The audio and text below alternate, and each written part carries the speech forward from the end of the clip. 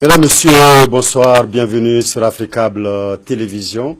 Merci pour votre fidélité et comme vous le savez, tous les vendredis à 20h30, c'est l'heure de votre émission Théma qui ce soir va parler de l'activité minière au Mali. Mesdames, Messieurs, en effet, la loi numéro 22-015 du 27 février 2012 portant code minier au titre des dispositions générales chapitre des définitions dans son article 1er stipule que au sens du présent code minier, on entend par activité minière toute opération de reconnaissance, d'exploitation, de prospection, de recherche ou d'exploitation de substances minérales. Mesdames, Messieurs, partant de cette définition, force est de reconnaître que l'activité minière au Mali est intense quand nous savons combien elles sont nombreuses, ces sociétés qui interviennent dans ces secteurs. Au nombre de ces activités extractives, la plus importante en termes de contribution au développement socio-économique du Mali demeure celle de l'or qui classe le Mali troisième d'Afrique avec ses 50 tonnes l'année derrière l'Afrique du Sud et le Ghana. Cependant, les citoyens lambda, qu'ils soient dans les localités d'extraction de l'or ou qu'ils en soient éloignés, se posent des questions. Où va tout cet or? Qu'est-ce que l'État et les localités gagnent de cette activité? Quelle utilisation est faite de l'argent que les mines versent comme impôts et autres taxes? Le code minier actuel ne fait-il pas la part belle aux grandes sociétés d'exploitation au détriment du peuple malien? Quelles solutions faut-il préconiser pour que notre or puisse enfin, de façon visible, mieux nous servir? Notre or peut-il mieux nous servir? Est le thème de votre thème de ce soir. Mesdames, Messieurs, pour en parler, nous sommes avec Dr Tchemoko Traoré, anthropologue spécialiste des questions minières. Dr Traoré, bonsoir et bienvenue. Merci, bonsoir. Merci beaucoup. Merci d'avoir répondu à notre invitation. Merci de m'avoir invité. Merci. Dr Tchemoko Traoré, quelles sont les différentes mines en activité, les mines d'or en activité et les mines d'or d'exploitation au Mali que vous connaissez? Oui, actuellement, nous en avons 12 qui sont en exploitation. Nous avons 7 dans la région de Sikasso, 5 dans la région de Kay qui sont répertoriés au niveau de la DNGM en termes de production. Donc nous en avons aussi qui ne sont pas répertoriés. C'est que ça, c'est le domaine de l'orpaillage. Parce que la production aussi à ce niveau, l'État a du mal à cerner la problématique par rapport à cette question. Justement, cela nous ramène à nous poser encore la question sur la production. Effectivement, il y a quand même des chiffres officiels qui nous parlent d'à peu près 50%, mais nous avons aussi d'autres voix qui nous parlent de plus que 50%. C'est par exemple ce que disait tout de suite des 50 tonnes, c'est ce que disait tout de suite docteur Etienne. Est-ce que selon vous, l'État a la possibilité, par exemple, de contrôler les quantités produites et aussi de contrôler même les teneurs? Les teneurs, d'accord. Cette question est complexe parce que les sociétés minières, la plupart des grandes multinationales qui sont dans notre pays, dans le cadre de l'exploitation, ont une certaine obligation vis-à-vis du marché financier parce qu'ils sont cotés sur les marchés financiers. Donc, ce qu'ils vont produire durant l'année, elles sont obligées de déclarer cela. Donc, les estimations feront qu'ils auront une certaine crédibilité vis-à-vis du marché financier. Parce que si ce n'est pas ça, le marché sera allergique à investir ou à les suivre dans le cadre des futures activités de ces dites sociétés. Donc, maintenant, le contrôle, comment ça se passe au niveau micro? On produit de l'or. L'or, une fois produit, se trouve dans ce qu'on appelle la chambre de l'or, dans les multinationales ou dans les mines. Donc, eux, on organise les pesées. Et l'or des pesées, c'est les impôts, la DNGN, qui vont en vol privé des mines. Donc, ils vont directement dans la chambre des mines et dans la chambre de l'or pour les levées d'or. Alors, comment ça se passe dans cette dite chambre? Alors, on pèse la quantité déclarée parce que c'est déjà un lingot. Bon, le lingot, c'est quoi? Le lingot, c'est le mélange de l'or avec d'autres choses. Donc, l'agent de la DNG n'a pas la possibilité de savoir quelle est la teneur exacte. Parce qu'il n'est pas suffisamment outillé en ce moment pour vérifier cela. Donc, il est juste là pour cautionner la quantité pesée. Et généralement, après les pesées, c'est le vol qui amène l'or sur Bamako. L'or, une fois à Bamako aussi, continue directement dans les raffineries. nous n'avons pas de raffinerie. Comme l'or n'est pas pur à 100%, qu'est-ce qui se passe?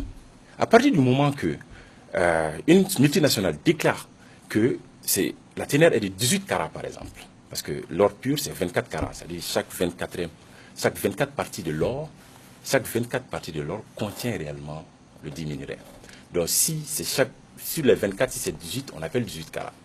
Donc, au niveau de la teneur, si on contrôle par exemple dans la chambre de l'or et qu'on envoie au niveau de la raffinerie, qu'on a envoyé 18 carats. Maintenant, la raffinerie, après avoir purifié encore l'or, doit être capable d'envoyer un certificat pour dire que est-ce que réellement c'est les 18 carats ou les 24 carats. Donc, mais généralement, nous savons que les raffineries sifflent dans la même flûte que les sociétés minières, parce que les certificats ne divergent jamais. Et l'or, une fois en dehors de nos frontières aussi, l'État n'a plus de contrôle. Et on n'a pas, comme on n'a pas de raffinerie, on a 12 mines fonctionnelles, on a aussi l'orpaillage. Donc, il va quand même de la crédibilité de l'État à penser quand même à un moment donné à l'installation d'une raffinerie, qui peut être un bon projet aussi dans le cadre du développement économique. On pourra en parler au niveau des solutions à préconiser. Et Dr Tchimoko, vous êtes auteur d'une thèse dynamique de changement dans les zones aurifères. Oui. Est-ce qu'avec le présent code minier et même son application plus ou moins rigoureuse nous permet finalement de voir que les sociétés minières contribuent à hauteur de souhait au développement des localités où sont extraits l'or? Le code est beau de loin, mais c'est loin du beau à partir du moment que les acteurs ont du mal à s'approprier. Est-ce que le code est élaboré pour attirer? Parce qu'il faut aussi voir la philosophie du code dans un premier temps. C'était qu'on était dans une dynamique, on voulait faire appel à des multinationales dans notre pays. Donc, on a ouvert beaucoup de choses. Donc, après, comme on a bien accueilli ces multinationales, ils ont carrément installé un lobbying. Et il y a une certaine influence, quand même, pour changer l'ordre des choses. Ils amènent des grandes théories. Ces grandes théories, l'applicabilité, c'est la reconnaissance du local par rapport à ce code. Vous savez, ces liens-là entre la globalité et le niveau local, il va falloir qu'à un moment donné que nous réfléchissions par rapport à cela. Comment une ressource qui a une très bonne teneur, qui se trouve dans un petit village reculé au Mali, donne une certaine visibilité à des multinationales au niveau des bourses, au niveau du marché financier. Donc ce petit local a une répercussion sur la visibilité au niveau global, au niveau de la bourse. Maintenant, comment faire qu'on puisse partager quand même cette prospérité tous ensemble? C'est ça la question. En fait. Donc, ce développement communautaire, les miniers ne sont pas spécialistes de cette question. Ils n'ont même pas le temps. Les plus grandes mines dans ce pays sont presque sous-traitées. Elles-mêmes, c'est que les titulaires même de ces permis d'exploitation, ils n'ont pas la capacité, elles-mêmes, d'exploiter leurs mines. Et c'est que vous voulez qu'on les confie notre développement? En les confiant notre développement, ce n'est pas eux qui vont gérer quand même l'hôpital régional. Par exemple, un programme d'éducation. Mais ils ont juste une belle vitrine qu'on peut voir. Maintenant, posons-nous la bonne question. Tout n'est pas aussi négatif. Hein. Certaines mines essayent plus ou moins, avec les moyens du bord, d'essayer de faire changer les choses. C'est de voir comment on peut faire reconnaître nos communautés à travers ce code. Parce que si nous ne parvenons pas à résoudre cette question, on a beau avoir 50 tonnes par an en moyenne, on a beau se vanter qu'on est producteur d'or, nos communautés ne pourront pas nous accepter. Pour mal paraphraser quelqu'un, les mines d'or, ils disent que c'est l'impression d'avoir un îlot de richesse dans un océan de pauvreté. Par rapport à la question d'expropriation, l'État, c'est complexe. Nous sommes tous dans une dynamique d'accompagnement. En fait, nous savons que ces données ne sont pas des données bibliques, coraniques. À un moment donné, il va falloir que nous réfléchissions pour une meilleure amélioration. Cette meilleure amélioration ne peut venir que suite à des concertations. C'est que l'or, l'or n'est plus une question entre Bamako et les multinationales. C'est que force est de reconnaître que ce code aussi prévoit des choses, professeur. Ce code dit que tu as la possibilité de refuser. Tu as la possibilité de vendre. Mais il y a une autre possibilité. Pourquoi ne pas avoir la possibilité de louer à travers le monde? Nous voyons ça partout. Pourquoi ne donnons pas la possibilité à nos communautés de mettre à disposition de mettre à disposition leurs terres aux multinationales en location? Ils vont payer des choses. Parce que Si on parle de dividendes, c'est lorsqu'il y a bénéfice. Mais l'allocation est obligatoire, la dividende ne l'est pas. Parce que, après, les fiscalistes ils vont interagir.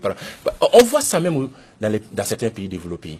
On découvre que ton champ est riche à un certain gisement, peut-être du pétrole, mais on ne vend pas.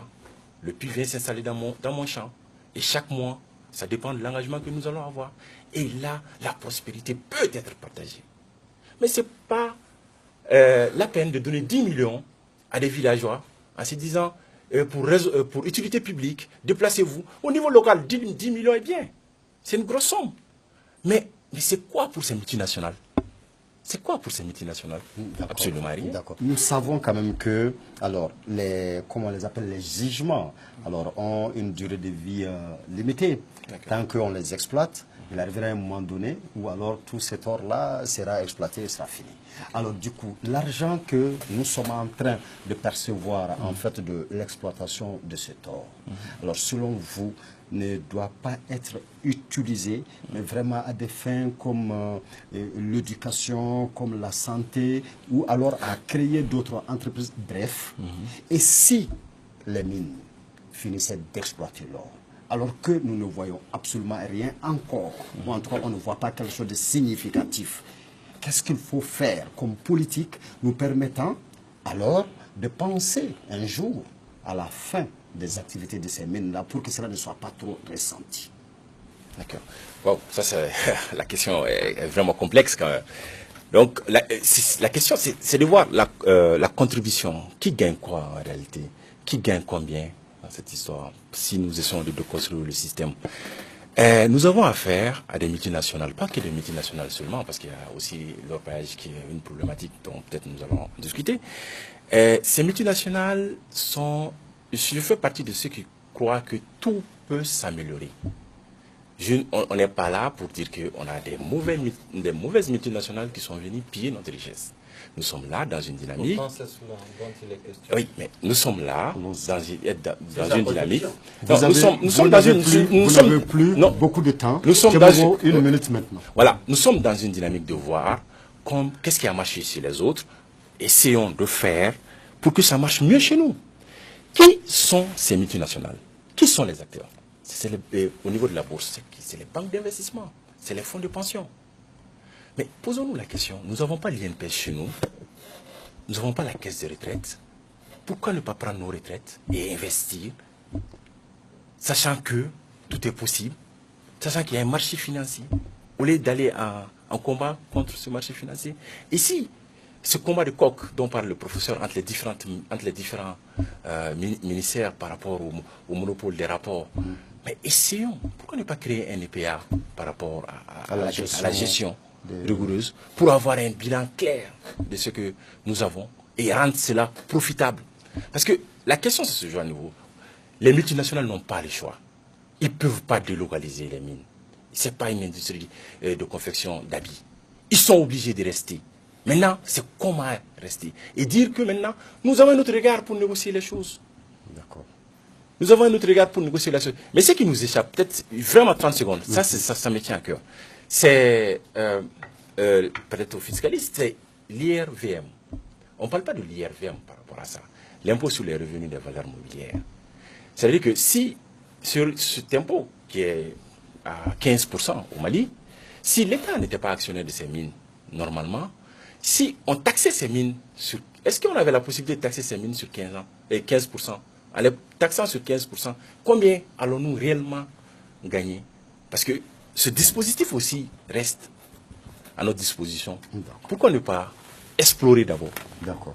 Mesdames, Messieurs, je vous rappelle que nous étions ce soir sur le thème « Notre or peut-il mieux nous servir ?» et pour en débattre, nous étions avec Dr Tchemoko Traoré, anthropologue spécialiste des questions minières. Ce fut un grand plaisir de vous servir. Nous nous donnons donc rendez-vous vendredi prochain pour un autre numéro de thème. D'ici là, portez-vous bien et restez câblés au programme de Africa Télévision. Merci beaucoup et à la prochaine.